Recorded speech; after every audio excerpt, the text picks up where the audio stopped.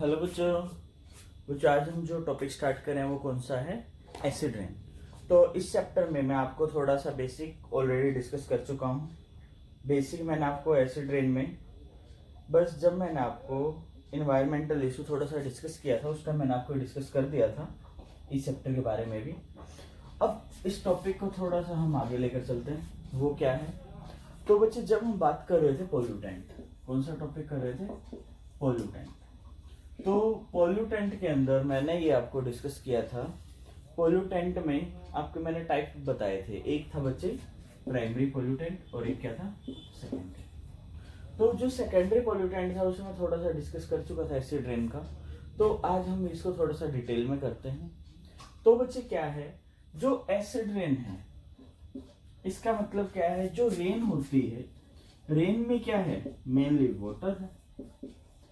अगर मैं बात करूं वाटर की पीएच कितनी होती है बच्चों, वाटर की पीएच होती है बेटा 7।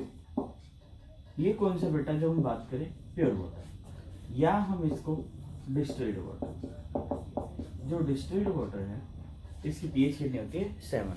तो हम इसे क्या कहते हैं, ये क्या है, न्यूट्रल, ये है न्यूट्रल। तो बच्चे जिसकी पीएच 7 हो वो न्यूट्रल है। अब बच्चे बात करें एसिड रेन, यानी कि जो नॉर्मल रेन आनी चाहिए वो क्या होनी चाहिए थी, न्यूट्रल।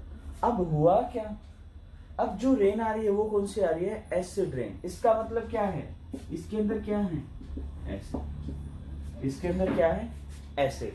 एसिड है तो इसकी पीएच क्या हो जाएगी, पीएच लेस देन, इसकी पीएच हो जाती है बच्चों लेस देन 7। अब हमें देखना है कि इसके अंदर ये एसिड कहाँ से आया, ये चीज हमें डिस्कस करनी है। तो बच्चे हम चलते हैं अपने इसी पे, सेकेंडरी पोल्यूटेंट पे। तो बच्चे क्या है, नॉर्मल एक तो फैक्ट होता है जैसे कि एटमॉस्फेयर के अंदर, यानी कि जो हम बोले एटमॉस्फेरिक जो गैसेस है उसमें एक होती है CO2। कहते हैं CO2 क्या करती है, वाटर के साथ मिल जाती है। थोड़ा टेम्परेचर ज्यादा चाहिए, मिल जाती है तो क्या बना लेती है, H2CO3। इसे बच्चे क्या बुलाते हैं, कार्बोनिक एसिड। क्या कहते हैं, कार्बोनिक एसिड। ये है बच्चे कार्बोनिक एसिड। तो बच्चे एक तो बोलता है कि हाँ इसका मतलब ये है तो एसिड है, बट CO2 तो कम होती है, अगर ये ज्यादा है तो ये करेगा, कम है तो कोई दिक्कत नहीं है, ज्यादा है तो ये करेगा। एक तो फर्स्ट रीजन हो गया कि एक एसिड हमें ये मिल गया। अब हम बात करते हैं सेकंड रीजन, वो क्या होगा। तो देखो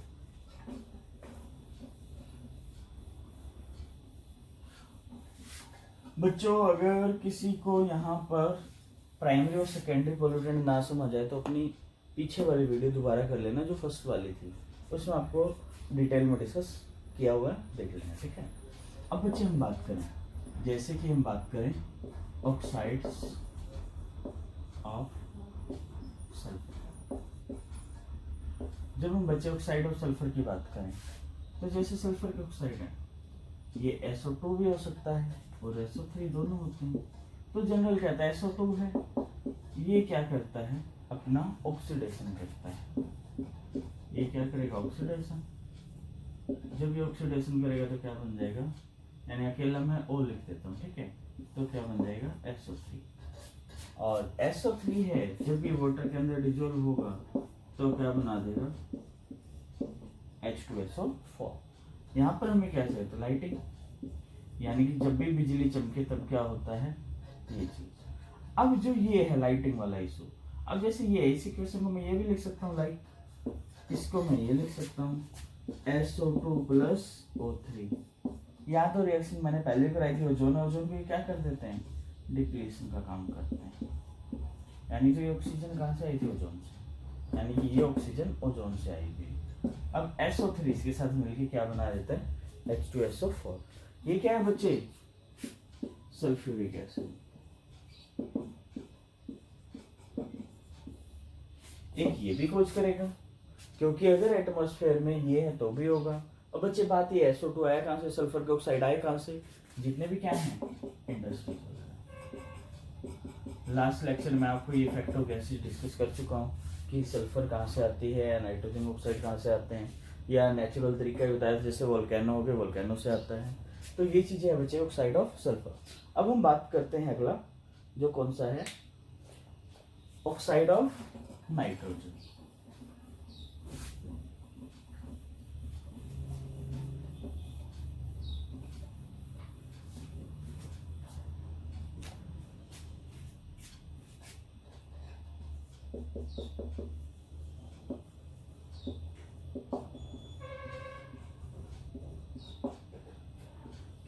अगला बच्चे ऑक्साइड ऑफ नाइट्रोजन। तो बच्चे इसमें क्या है ऑक्साइड ऑफ नाइट्रोजन में, अब देखो NOx है, कुछ भी हो सकता है। अगर मैं सपोज करूँ ये है लाइक NO, सेम इसका ऑक्सीडेशन करें और जो उनके साथ तो क्या बन जाएगा NO3+। अब जो NO3 है या मान लो NO2 है, या हम इसको सिंपल NO ले लें, कुछ भी ले सकते हैं, मान लो NO लिया हमने तो क्या बना लेगा NO2। अगर यही NO2 है इसको हम वाटर में डाल दें, क्योंकि जनरल ये थोड़ा ज़्यादा मिलता है, ठीक है, और ये थोड़ा कम, ये इसके बाद बनता है ऑक्सीडेशन होगा, तो क्या बन जाएगा HNO3, जिसे हम क्या बोलते हैं नाइट्रिक एक एसिड। तो बच्चे ये आपके 3 एसिड है जनरली जो मिलते हैं आपके एसिड रेन के अंदर। अब एक और भी होता है, जैसे मैं बात करूं, अगला रहता है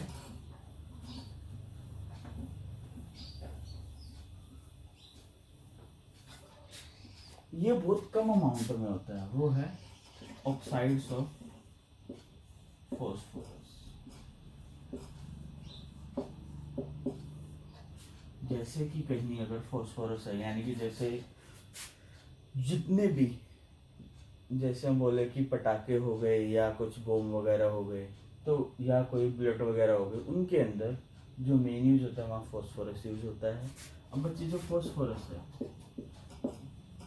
जब फॉस्फोरस को हम जलाएंगे तो ये भी क्या बनाएगा, अपने ऑक्साइड बनाएगा, यानी ये भी क्या बनाएगा POX बनाएगा, या मैं PY लिख देता हूँ क्योंकि ये दोनों का था, जैसे ये आपको जनरली मिल जाता है पिटोफाइल या P4 कुछ इस टाइप से। तो वो चीज़ के ऑक्साइड मिल गए। अब जो इसका ऑक्साइड है, अब ये क्या करेंगे, वाटर के अंदर डिजोल्व होंगे तो क्या बनाएगा, तो ये भी क्या बना देगा लाइक H3, जिसे हम क्या बोलते हैं फॉस्फोरिक।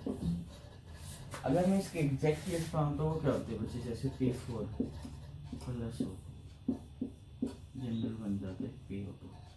अब जो PO2 है ये थोड़ा अनस्टेबल रहता है, क्या करता है PO2 का जब हम ऑक्सीडेशन करें क्या बना देता है PO3। अब जो PO3 है, अब PO3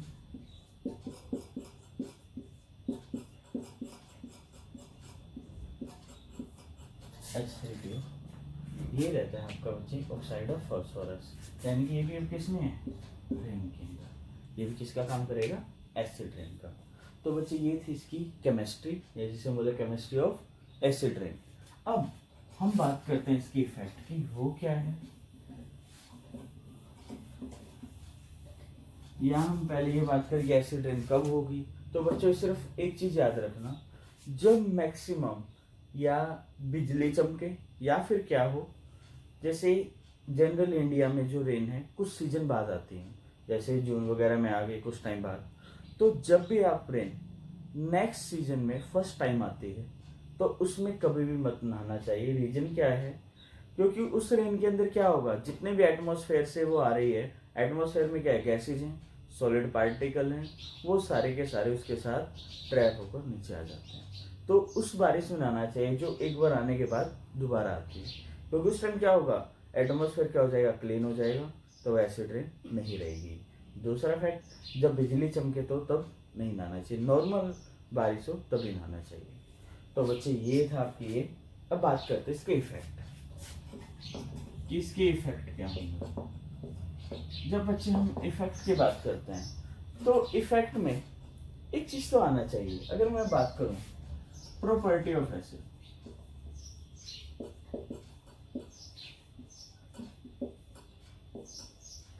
कि एसिड की क्या प्रॉपर्टी होती है, तो कुछ याद आ रहा है? अगर मैं फिजिकल प्रॉपर्टी की बात करता हूँ, जनरली एसिड क्या होता है? Corrosive in nature. क्या होता है? Corrosive in nature. अब बच्चे एक बात बताओ, रेन है, रेन के अंदर एसिड है, तो आपकी बॉडी पे क्या करेगा? कोरोजन करेगा, यानी कि क्या करेगा? एलर्जी। क्या करेगा? एलर्जी। एलर्जिक रिएक्शन शो करेगा आपकी बॉडी पे। बॉडी के लिए क्या हुआ? प्रॉब्लम। यानी एलर्जी कहाँ होती है? जनरली स्किन पे होती है, यानी कि आपकी स्किन को इफेक्ट करेगा। और बात करें, ये तो हो गया ह्यूमन के लिए, प्लांट पे भी करेगा। ह्यूमन बोल दो या मैं एनिमल बोल दो, क्योंकि ह्यूमन भी क्या एक एनिमल। प्लांट पे भी यही करेगा। प्लांट पे क्या करेगा? तो उसके लीफ हैं वो डैमेज हो जाते हैं, जो फ्रूट वगैरह इन्फेक्टेड हो जाते हैं, फ्रूट, फ्लावर, ये सारे इन्फेक्टेड हो जाते हैं। ये तो हो गया प्लांट और एनिमल पे, यानी कि ये तो किस पे हो गया? लिविंग चीज पे। क्या ये नॉन लिविंग पे कोई इफेक्ट डालेगी एसिड है? मुझे कुछ याद आ रहा होगा? ताजमहल इस पे इफेक्ट डालेगी। क्या होता है बच्चे, जितने भी जो बिल्डिंग है उनकी जो पेंट्स वगैरह होते हैं, या जो हमारे लाइमस्टोन से बनी, यानी जितनी पुरानी बिल्डिंग होती है वो हमारे लाइमस्टोन से बनती है, यानी कि पत्थर से बनी होती है। और जो उस पत्थर की शाइनिंग होती है वो क्या हो जाती है? डाउन हो जाती है। जैसे ताजमहल था, कैसे ये वाइट कलर का है। अब अगर हम देखें, अब ताजमहल को कहते हैं कि जो इसकी शाइनिंग है,